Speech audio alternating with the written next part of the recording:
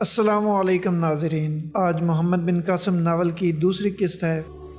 پہلی قسط کا لنک آپ کو اس ویڈیو کے اوپر انفارمیشن بٹن میں اور اس کے علاوہ ویڈیو ڈسکرپشن میں مل جائے گا۔ اگر آپ چینل پر پہلی دفعہ آئے ہیں تو چینل کو سبسکرائب کر لیجئے اور بیل آئیکن کو ضرور پریس کیجئے تاکہ ہماری نئی ویڈیوز کی اپڈیٹس آپ کو وقت پر ملتی رہیں۔ محمد بن قاسم ناول کی پہلی قسط میں ہم نے جزیرہ عرب سے کہیں دور ایک جزیرہ سرندیپ کی بات کی تھی، جس کا راجہ ایک عرصے سے عرب تاجروں کی راہ دیکھ رہا تھا اور پھر ایک دن اس کی دلی مراد پوری ہو گئی اور ایک عرب تاجر اپنے سمندری جہاز اور سامان تجارت کے ساتھ جزیرہ سرندیپ پر لنگر انداز ہو گیا۔ ابو الحسن پہلا مسلمان تھا جسے تجارت کا ارادہ اور تبلیغ کا شوق اس دور افتادہ جزیرے تک لے آیا۔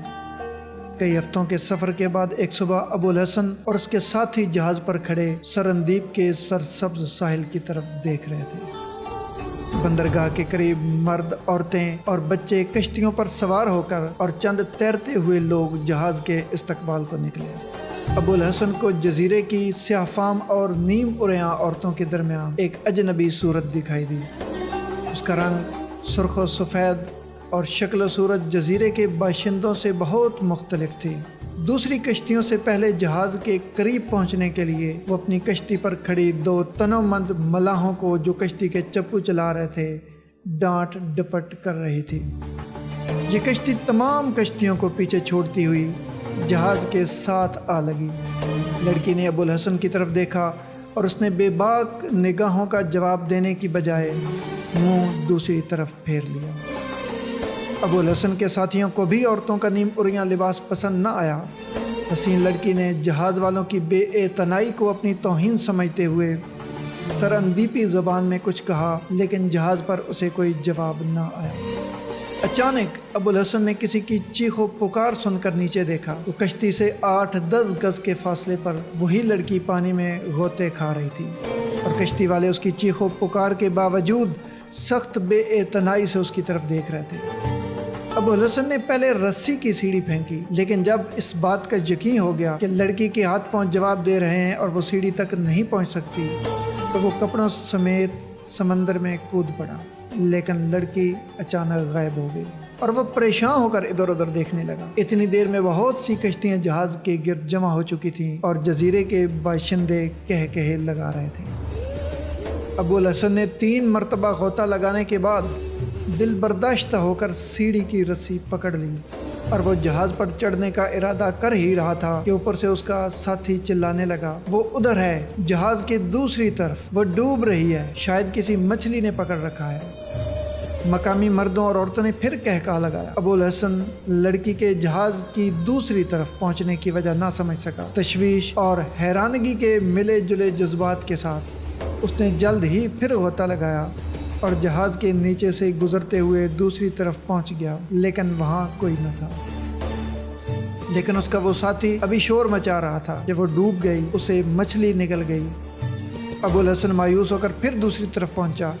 اس دفعہ لوگوں کے کہوں میں اس کے ساتھی بھی شریک تھے اور ایک عرب نے کہا، آپ آ جائیے، وہ آپ سے بہتر تیر سکتی ہے۔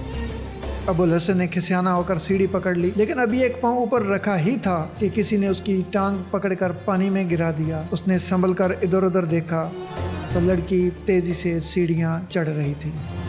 ابو الحسن جہاز پر پہنچا تو اس کے ساتھی پریشان سے ہو کر جزیرے کی لڑکی کے کہے سن رہے تھے۔ لڑکی نے ابو الحسن کی طرف دیکھ کر عربی زبان میں کہا، مجھے آپ کے بھیگ جانے کا بہت افسوس ہے۔ لڑکی کے منہ سے عربی کے الفاظ سن کر سب کی نگاہیں اس پر جم کر رہ گئیں۔ ابو الحسن نے پوچھا، کیا تم عرب ہو؟ لڑکی نے ایک طرف سر جھکا کر دونوں ہاتھوں سے اپنے سر کے بالوں کا پانی نچوڑتے ہوئے جواب دیا، ہاں میں عرب ہوں، ایک مدت سے ہم عربوں کے جہاز کی راہ دیکھا کرتے تھے، میں آپ کو خوش آمدید کہتی ہوں، آپ کیا مال لائے ہیں؟ ایک عرب لڑکی کو اس لباس میں دیکھنا ابو الحسن اور اس کے ساتھیوں کے لیے ناقابل برداشت تھا۔ وہ پریشان ہو کر ایک دوسرے کی طرف دیکھ رہے تھے۔ لڑکی نے اپنے سوال کا جواب نہ پا کر پھر پوچھا، میں پوچھتی ہوں آپ کیا مال لائے ہیں؟ آپ حیران کیوں ہیں؟ کیا عرب عورتیں تیرنا نہیں جانتی؟ آپ کیا سوچ رہے ہیں؟ اچھا میں خود دیکھ لیتی ہوں۔ ابو الحسن نے کہا، ٹھہرو، ہم گھوڑے لائے ہیں، میں تمہیں خود دکھاتا ہوں۔ لیکن میں حیران ہوں کہ اس جزیرے کے عرب ابھی تک زمانہ جاہلیت کے عربوں سے بدتر زندگی بسر کر رہے ہیں۔ کیا انہیں انسانوں کا سا لباس پہننا اور مردوں سے حیا کرنا کسی نے نہیں سکھایا؟ لڑکی کا چہرہ غصے سے سرخ ہو گیا۔ اس نے جواب دیا، کیا یہ انسانوں کا لباس نہیں، معلوم ہوتا ہے کہ تمہارے گھر تک اسلام کی روشنی ابھی تک نہیں آئی۔ یہ کہہ کر ابو الحسن نے ایک جبہ اٹھایا اور لڑکی کے کندھوں پر ڈال کر بولا، اب تم ہمارا جہاز دیکھ سکتی ہو۔ تو میں امید کرتا ہوں آج کی قسط بھی آپ کو پسند آئی ہوگی۔ اگر آپ کو یہ سلسلہ اچھا لگا ہے تو ویڈیو کو لائک کیجئے، چینل کو اگر سبسکرائب نہیں کیا تو چینل کو سبسکرائب کیجئے۔ ملتے ہیں اگلی ویڈیو میں۔